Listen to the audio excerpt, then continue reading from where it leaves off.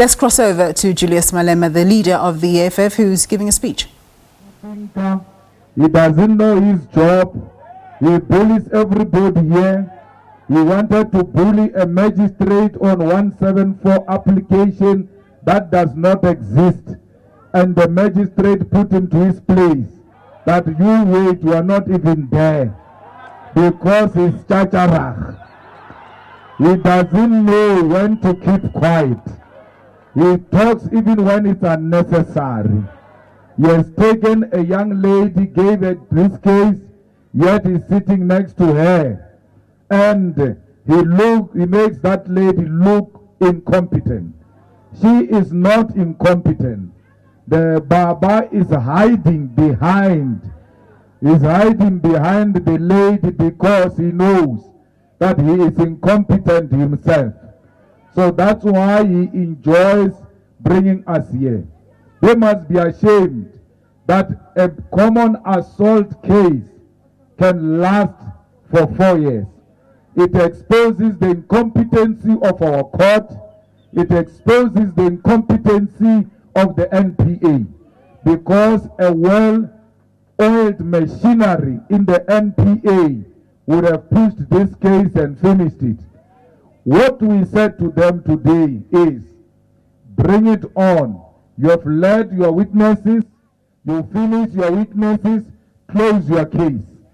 When you close your case, we are applying, immediately you say we are closing, we are standing up and we are applying for 174 for a discharge, because there is no case to be answered by the EFF in court. They are scared that we are going to show them that they are incompetent and they are using this court to settle political differences. They are using the resources of the court, because this court should be concentrating on more important issues. There is a backlog of cases in the judiciary, but people are keeping a court occupied for 4 years on common assault case because they must find Malema guilty somehow. They will never succeed because we never attacked anyone. We defended ourselves, especially when we were attacked by a well-Afrikaner white male. We had to defend ourselves. We did it that day, we'll do it tomorrow, we'll do it forever. When confronted by white racists, we will deal with them the same way we dealt with Venter. We put white supremacists at their rightful place. I always tell you all the time, when you come into contact with a racist, put it where it belongs. Make no apology about that, because no racist must have confidence in South Africa, moving confidently and thinking they can do as they wish. We are not our grandfathers and grandmothers. We are our own generation, and we are not scared of these white people. They are angry because we confronted a white Afrikaner male. They don't want a black person to stand up to arrogance of a white male. And that's what we did. We belittled the arrogance of whiteness and we put it where it belongs. Now they want to use the court to bring a lost dignity of a racist, a lost arrogance of a racist. We come here all the time, but their witnesses don't come. And the court still grants them postponement for 4 years. So South Africa must know that its resources are being used to pursue certain individuals, not because someone is chasing justice. What is justice about common assault? Because you can resolve that matter within a week, but the days we have spent here, it's so embarrassing that till today the state cannot close its case. We are going to close our case when the state closes its case. We are going to close our case within a day. We won't waste their time. We are going to stand up and say, this is where we stand. This is our response. Let's leave it to the magistrate to find us not guilty or guilty, but we remain committed to undermining the racist everywhere we come across them. So fighters, let us not be ashamed of standing up to the white arrogance and white Afrikaner males. We must do that all the time when they want to undermine us. We in the EFF are the only liberated people in South Africa because we are not scared of the white men. The rest of them behave very brave, but they are scared of a white man. Those black brothers who came here to support a white Afrikaner male because they are scared that if they don't support that Afrikaner, their bosses will come after them. Here is a witness who came today, wrote a proper statement articulating what happened on that day.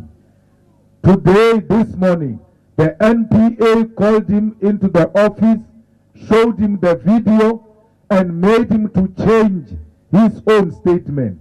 When he came inside the court, a man with 33 years of experience, he was ridiculed like a child because now he must lie and tell the court lies that were fed to him by the NPA, which is pursuing individuals and has made this matter a personal. The person says this is the right statement, this is the correct statement, but contradict the same statement because the bosses in the morning said, no, your statement is not helpful. To a point where they even wanted to cross-examine their own witness. Where have you ever heard of such madness, such incompetency? Baba, you must be ashamed of yourself. You want to cross-examine your own witness. The mediocrity you saw today is so embarrassing. Every time you come to this court, just ask anyone here, who's Baba? And then when they pointed Baba, you must say, you look like a fool. You don't look like a capacitated person who's supposed to be in the NPA. How can you cross-examine? Because the role of the NPA is to lead evidence. And you lead evidence through the statement and the evidence you have. Now they realize this person has written a wrong statement according to them. They want that person to disown the statement. Our legal team, our capable legal team stood up and said, no, you are not going to do that. It's not allowed. And the judge agreed with our team that you can't cross-examine your own witness. Kimatata ka mo NPA. Ntoba itibangi bukhodu fela ya uja chelete le mapichi abasanji ba tshware. Bona ba kwana le ditsotsi tse di tla mo Randburg court ba ja chelete. Baba must never think we don't know his stories. We know his stories. At the right moment we'll tell him his stories. Because he has become personal, we will become personal. With things we don't know of his previous cases and how they were resolved. The day will come when we tell him where he comes from with this cause. How they made this court to be so disgraceful to a point where people are prepared to embarrass themselves. So fighters, we must never be discouraged by people who want to use our cause to fight political battles. They must come to the picket lines if they want to fight politics and leave the courts alone. The courts are not there to resolve political differences. If Baba and them want to be politicians, they must come to the streets. They will find us at the streets ready and prepared for them. So fighters, Let's go out and make sure we strengthen our organization. They keep us busy here so that they can drive another agenda on the side when we're here. Today, I was supposed to be at the JSC interviewing judges, and then they said I must come here for 2 days, so that for 2 days I cannot be at the JSC appointing judges. So then they appoint judges of their own, because I will not be there to ask those judges robust and difficult questions. They will ask them sweetheart questions and say, this one is a judge, let them pass. So I don't even know what's going to be the product today, because I was not there. Now that they have postponed, because they say they are not ready with their last witness, we must come back on the 6th. They've given me chance to go back and do my job. I will be at the JC where they don't want me to be. I will be there tomorrow. And I'll be there in October. And I'll be there for as long as the EFF says I must be there. I will be there, and I'll ask robust questions, and I'll ask difficult questions. I don't care if those people I ask questions, later they become a judge and I appear them before them and they use the platform to settle scores. I don't care. I'm not governed by fear. I'm governed by the truth. And those who hate the truth can go to hell. We don't care about people who don't love the truth. When you love the truth, after 2 savannas, you sleep at night, you don't have problem. People will be training and kicking blankets. Till we sleep, we have no problem. Why? We have not eaten anyone's money. We are not going out with anyone's wife. We are not telling lies. But those who are umana ruta ba ukriya site awa na rorela boroko ba ka utseja batho tšhelete o ka se robale wa tseba ruta ba kokota boshiu a nyaka tšhelete ke ba da bolaya tšhelete le basadi le tlhokomelo le bakwa le tsamao bolla maka ba ta bolaya yalo nna re bolela nnete and a re dilo tša utswa tseleng. So he ba re tsamolong molaya ba botšišana gore mara tabela e bolelang wena o e bone gore ke nnete re mmolaela eng ka gore o bolela nnete ye nna le wena re nyakang o e bolela mara re a tšhaba. So we must always be on the good and the correct side of history, and we must always tell the truth at all times. It doesn't matter how difficult the situation might be, tell the truth all the time. You'll have nothing to fear in life. Leukakwa ukwamoya ufelechi ukasuilo upukile yalo lenavurama kaletabele puka but his soul must rest in peace. Which soul? A troubled soul will never rest in peace. So we don't want to have troubled souls because we go around lying to people. Fighters, 1 million members, strong branches of the EFF, anti-xenophobia program of the EFF, clean-up campaign in our ward, and keeping in contact all the time with our people. They will never destroy you and the EFF if you are on the ground, because the masses are your shield. Every time they want to kill the EFF, they find huge numbers of the masses defending the EFF because it lives and survives amongst the masses. We want 1 million members by December. Once we get 1 million members, January, we start inducting them through public political education. Every member of the EFF must be inducted on why you are a member of the EFF. By doing that, 1 million members is a quantity program. We're getting 1 million. Once we've got the quantity, we transform it into quality. That's what will make the EFF a powerful organization, because it will have quality, and that quality will go into society and educate society about what is socialism, what is communism, what does the expropriation of land without compensation mean, what does one Africa mean. You can only do that if you are politically equipped. Political education is important, because if we don't do political education, we are going to become a gangster. We are not gangster. We are not criminals. We are political party with a leadership that is well trained, that articulates the politics of the left very clearly in a simplified manner where ordinary people will understand. Grade 1, you started with age 6 or 7.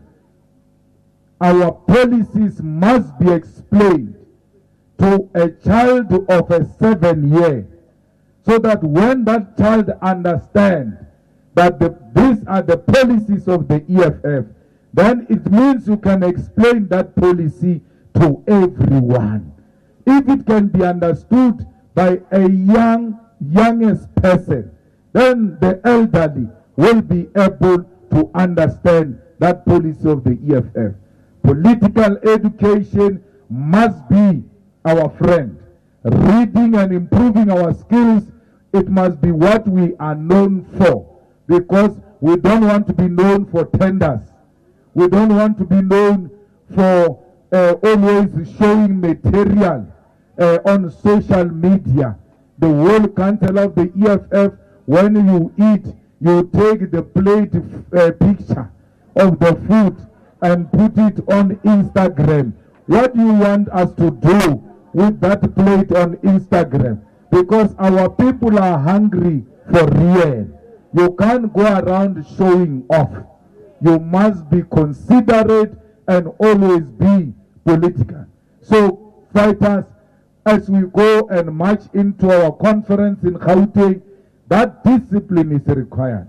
We must be disciplined in defense of the integrity and the beautiful image of the EFF.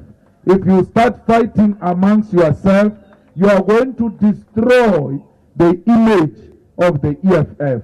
And the people out there are going to say, what are we voting for here, when they can't even run their own organization? How can they run a Gauteng province in 2024?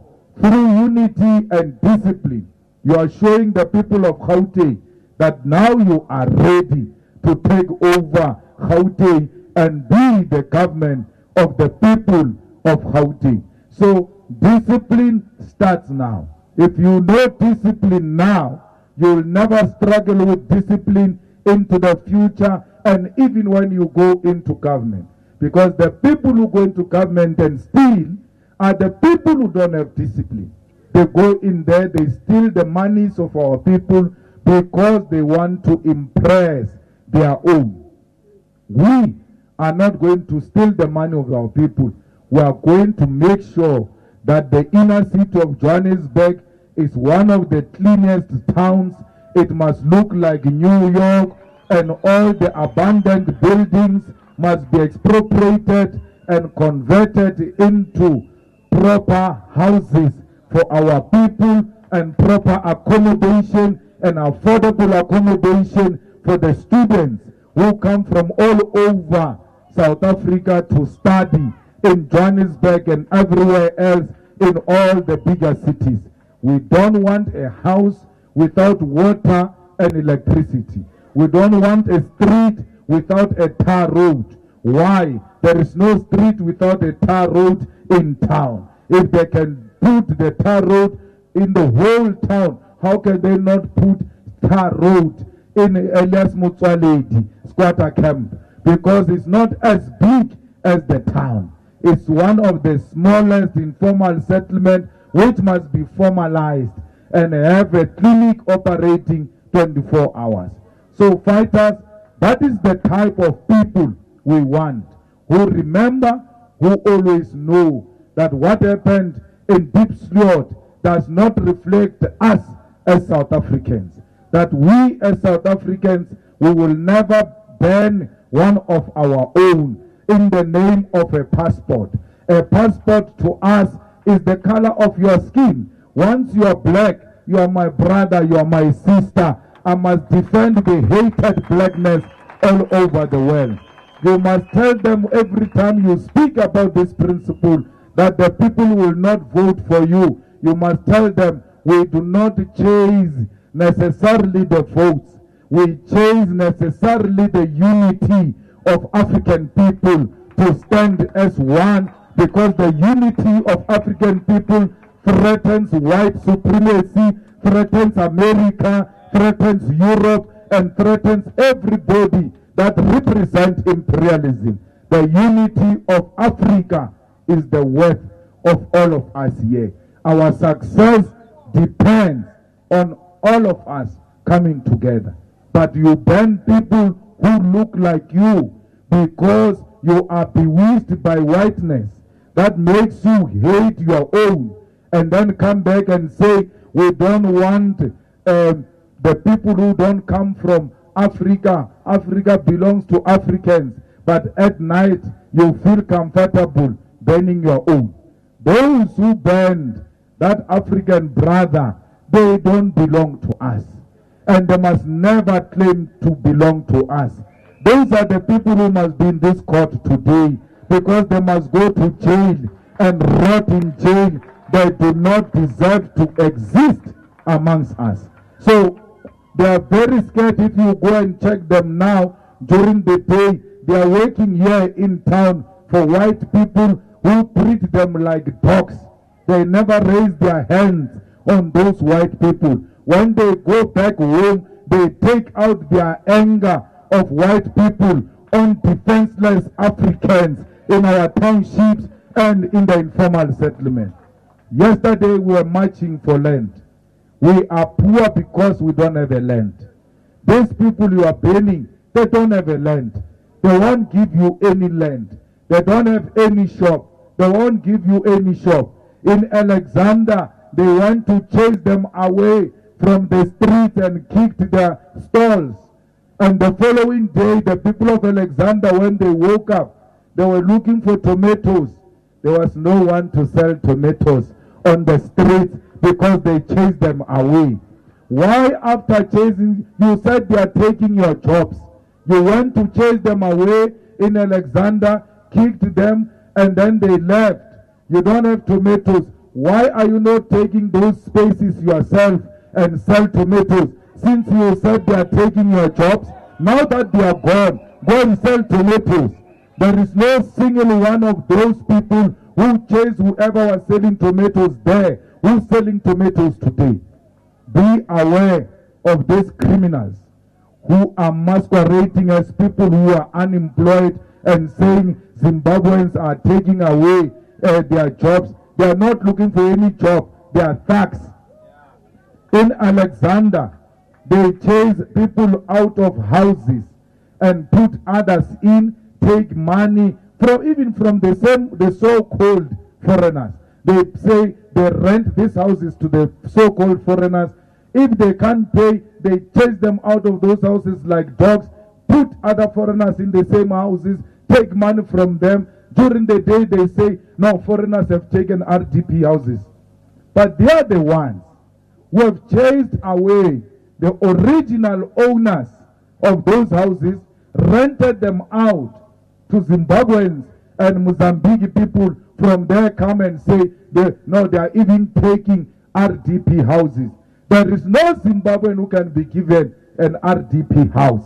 Any Zimbabwean in an RDP house was given by South African. So we must tell the truth. These Somalians that you are talking about, the shops they occupied. My grandmother's house has got a shop in front.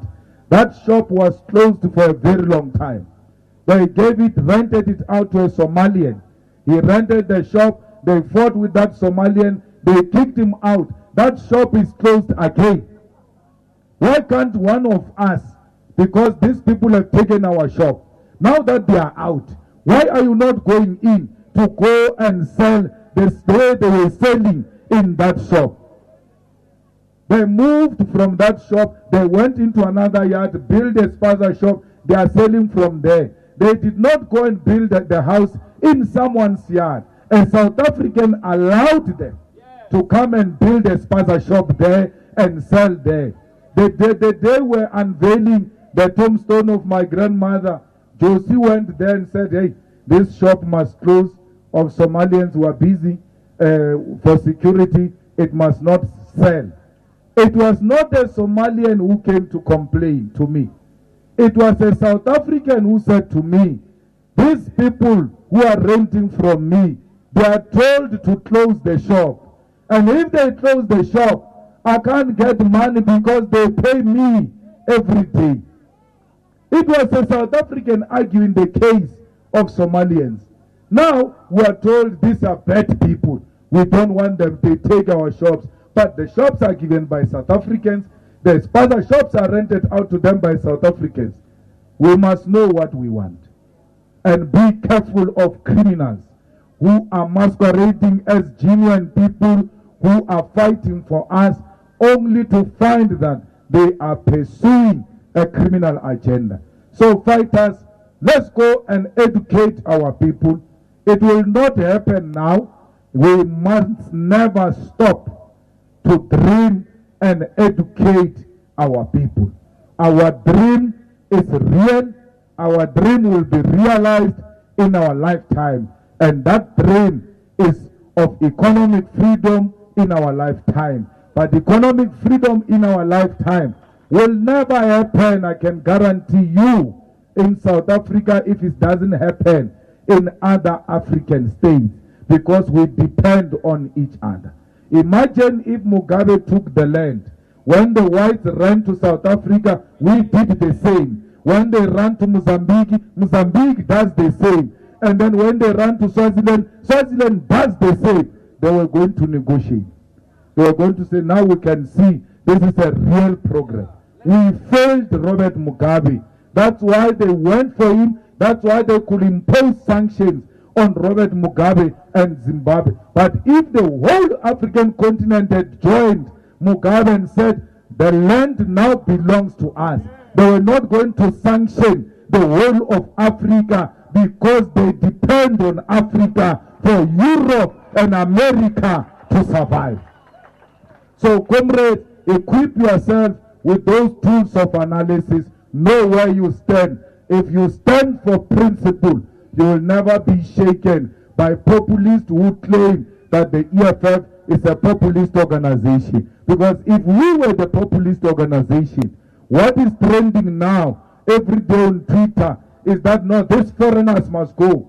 We would have joined that and said these foreigners must go because we are not an organization of principle, but we are a populist organization. But because we are not a populist organization, we don't care whether the trending topic is foreigners must go or not. We disagree with it even when it is trending because we are a principled organization. So fighters, let's stick to the principle. Victory will come because of consistency. We are grooming younger generation that will stand with us and that will liberate Africa, that will know that the whole of Africa is one country and it needs one president, one currency, one strong military that will fight anyone who wants to destabilize the peace in Africa. Amanda! Amanda! Viva EFF! Viva! Viva EFF! Viva! Hauno maguvi Siaya Siaya All right, Julius Malema there speaking after his 2018 assault case, that of his and Mbuyiseni Ndlozi. Basically, they've had their hearing. My colleague Abongile is on that story and will give us more information on that. He has a theory. He says that he doesn't describe who they are, have ensured that he has his hearings, that is today and yesterday, to avoid him being present at the JSC, that is the Judicial Service Commission, so that he doesn't have a hand in the appointment of judges there.